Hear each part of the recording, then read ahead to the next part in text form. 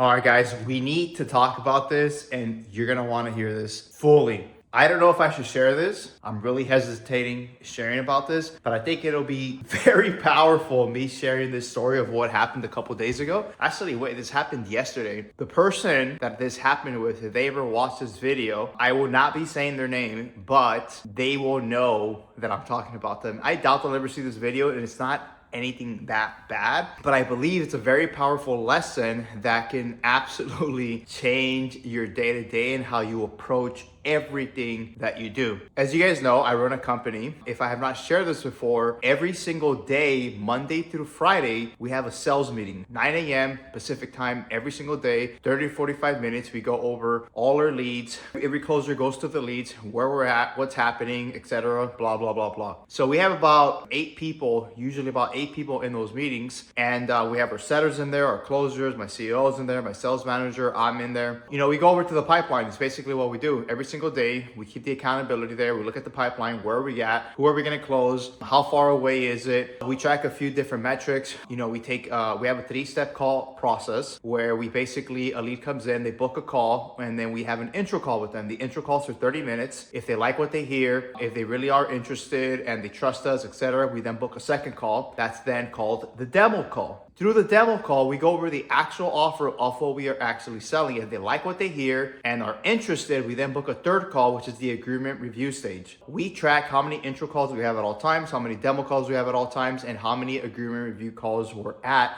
in that moment. Once we are getting to the agreement review stage, that basically means we are very close to closing this lead. This process got set up, I think about 6 to 8 weeks ago or something like that. This got set up when my sales manager came on. He came from a different company where they scaled the offer that they were at up to $800,000 cash collected. And he was the sales manager. He led the sales team to that. So now he came in here and it's a very similar offer. So we're very confident that he's gonna be able to do it as long as marketing is on point. And so the reason why I'm kind of painting the picture and all this, I'm trying to give you a little bit of perspective and visuals as to like what is happening and what I'm about to actually share. It's just so you kind of get an idea of what's happening. And so for the last several months, we have not had a high success rate at closing deals. And it's been a combination of multiple things, right? It's been a combination of maybe marketing wasn't on point, we're missing certain marketing assets, or the sales team was not closing, the setter wasn't doing the job, or the closer, or we didn't have a really good sales manager or a sales manager at all really leading the team. And so there was always like something. And so in the last 6 months, we've dialed things in, right? I brought in a new marketing team a few months ago. Like I told you guys, the marketing is on point.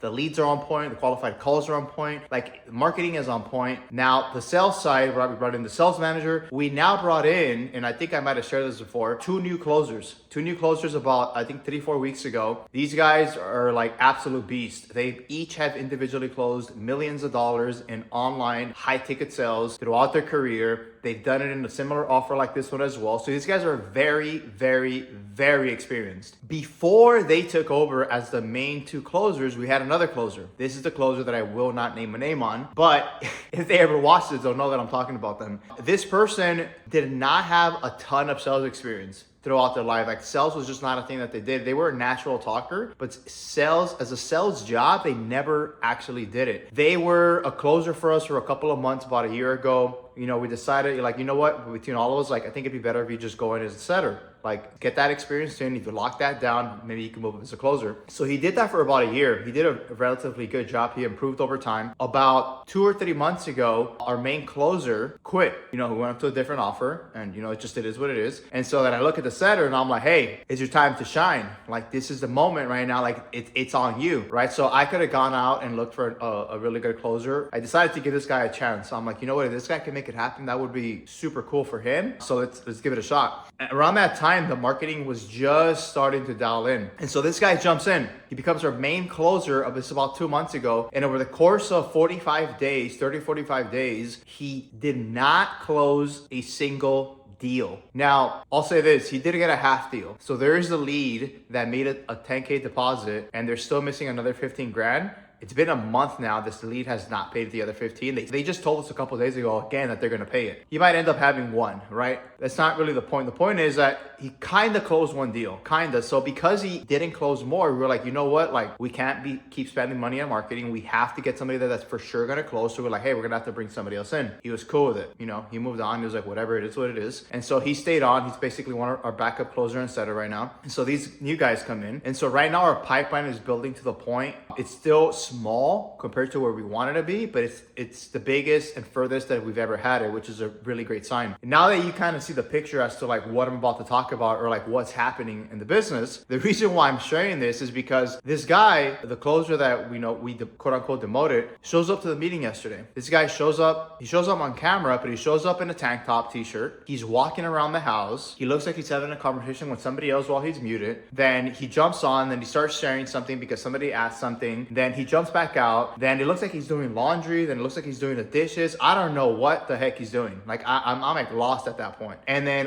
my sales manager texts me on the side, texts me my CEO, and he's like, dude, what is this guy doing? Like, kick him out of the meeting. Like, why is he not sitting there professional, ready to go? Keep in mind, there's 7 other people in this meeting. The rest of the sales team and the CEO is always on camera, always ready to go, staring at the computer with their notes ready. They look professional, they look clean, they're not moving, they're like just standing still, ready to go. This guy has done this a few other times where he's like completely just distracted. And even the day before, 2 days ago, he was walking his dog on the meeting, kind of let it slide. And then yesterday he does this. And I'm just like, dude, what is this guy doing? Like the audacity, like he couldn't even see, or he didn't even think it was a big deal of what he was doing. So then I tell him on the call, and I'm like, hey, are you distracted? Or like, do you mind being present to the meeting? He says, oh, I'm present, right? And then eventually he keeps doing the same thing he's doing. And I'm like, I message all the time. I'm like, look, get off camera. He gets off camera. After the meeting's over, he calls me and he basically tells me, hey, I didn't appreciate,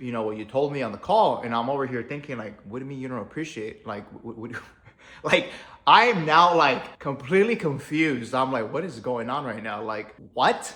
Like, what are you talking about? Like, I was like, dude, I would have told anybody in that meeting who was doing the exact same thing. Like, you're working, you're in a professional setting, like, be present. It got to a point where, like, the guy just could not see what I was trying to tell him. Like, he kind of got it, but not really. And so at the end of the call, we agreed, he agreed. He's like, look, it's not going to happen again. I'll be on camera. I'll be ready to go, blah, blah, blah, blah, blah. And I was like, okay, great. Moved on. The point of why I'm sharing this, right? You guys are gonna ask me now, why is Jaime talking about this? Like, why does this even matter? Like, what does this have to do with anything? The point that I'm trying to get to you guys is that this guy believes that he was being present and was listening to everything that was happening because he was able to, by verbatim, literally say everything that happened in the meeting. This guy's a really good memory and he does pay attention pretty well. I will give him that. But if you are somebody who's trying to be a top closer, who's trying to be a dog, and this can be in any position, anything that you're trying to do, and you have 3 people in the meeting who have closed millions and millions and millions of dollars through high ticket sales, you want to be 100% present. And when I say 100%, I mean 100%, like literally just sitting there, staring at the screen, writing notes down,